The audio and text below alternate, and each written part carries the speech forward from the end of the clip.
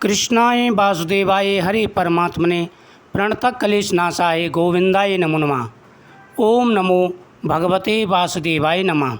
आप सभी देशवासियों को कृष्ण जन्माष्टमी की हार्दिक शुभकामनाएं। आज हम आपको कृष्ण जन्माष्टमी की सुंदर कथा सुनाने जा रहे हैं। इस कथा के श्रवण करने से हर प्रकार की मनोकामना पूरी हो जाती है। भगवान श्री कृष्ण का आशीर्वाद प्राप्त होता है। इस बार कृष्ण जन्माष्टमी का पर्व 2 दिन का रहने वाला है। देश भर में कृष्ण जन्मोत्सव की तैयारियां चल रही हैं।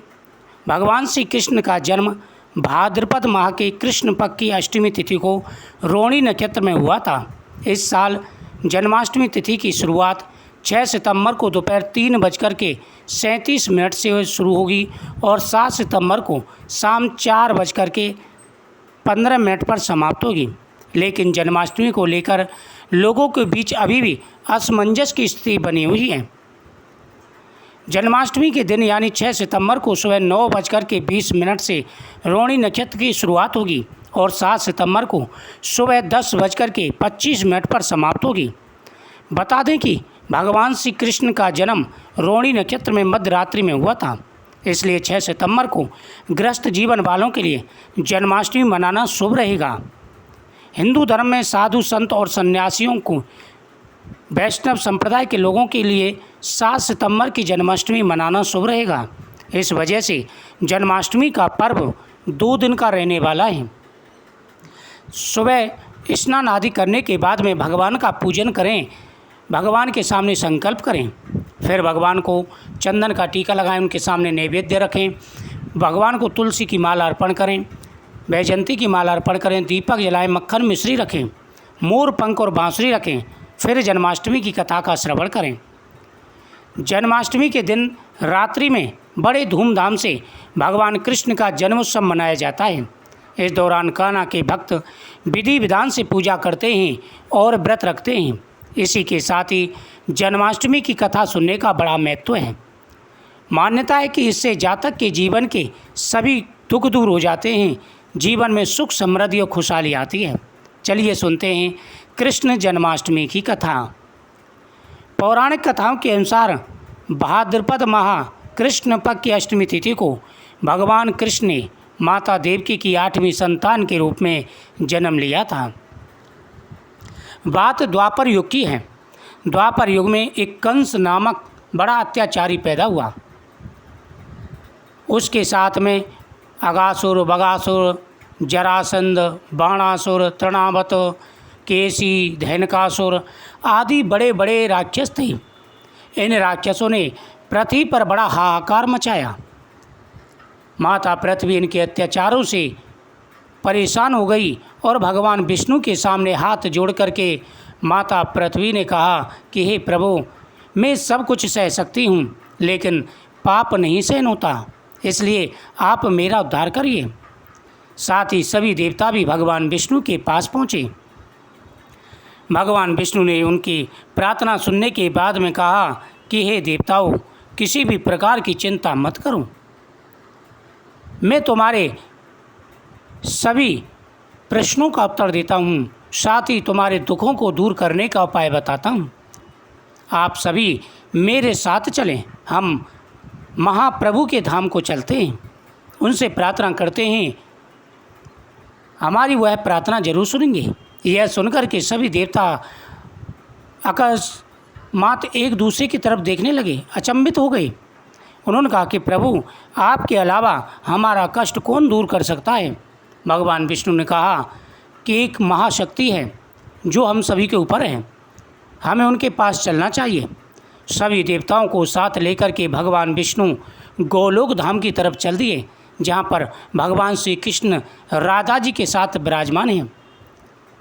भगवान श्री कृष्ण दरवाजे पर पहुँचे, ललिता सखी से बोला। ललिता सखी ने अंदर जाकर के भगवान से कहा। भगवान कृष्ण ने सभी को अंदर बुलाया। भगवान विष्णु ने हाथ जोड़ करके भगवान कृष्ण से कहा कि हे प्रभु, पृथ्वी अपनी पीड़ा लेकर के हमारे पास आई, हम आपके पास इसको लेकर के आए हैं, इनके दुखों का अंत कीजिए। भगवान कृष्ण ने कहा, देवताओं, तुम किसी भी प्रकार की चिंता मत करो, मैं शीघ्र ही पृथ्वी पर जन्म धारण करूँगा। बाद पर माँ कृष्ण पक्ष की अष्टमी तिथि को भगवान कृष्ण ने माता देवकी की 8वीं संतान के रूप में जन्म लिया। कृष्ण जी का जन्म मथुरा में कंस के कारागार में हुआ था। माता देवकी राजा कंस की बहन थी। कंस को सत्ता का लालच था। उसने अपने पिता राजा उग्रसेन की राजगद्दी छीनकर उन्हें जेल में बंद कर दिया और स्वयं को मथुरा का राजा घोषित कर दिया। राजा कंस अपनी बहन देवकी से बहुत प्रेम करते थे। उन्होंने अपनी बहन का विवाह वसुदेव से कराया, लेकिन जब वह माँ देवकी को विदा कर रहा था तभी एक आकाशवाणी हुई कि देवकी का 8वां पुत्र कंस की मौत का कारण बनेगा। यह सुनकर कंस डर गया। उसने तुरंत अपनी बहन और उसके पति वसुदेव को जेल में बंद कर दिया। उनके पास सैनिक की कड़ी पहरेदारी लगा दी। कंस अपनी मौत के डर से देवकी और वसुदेव की 7वीं संतान तक मार चुका था।